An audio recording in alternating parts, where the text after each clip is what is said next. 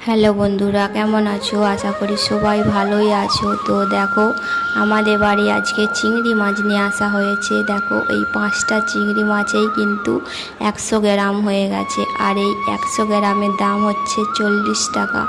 কারণ চিংড়ি মাছের সাইজগুলো একটু বড় বড় আছে। তো দেখো, আরও মাছ নিয়ে আসা হয়েছে। এই যে দেখতে পাচ্ছ ইলিশ মাছ। চলো মাছগুলো ধুয়ে নিলাম। ধোয়ার পর আমি নুন হলুদ মাখিয়ে নিলাম। জানো তো, আজকে আমি বেগুন ইলিশ বানাবো, কোনো দিনও বানাইনি, আজকে প্রথম। তো তোমরা দেখতে থাকো আমি কেমন করে বানাই। মাছগুলো আমার হালকা করে তো ভাজা হয়ে গেছে।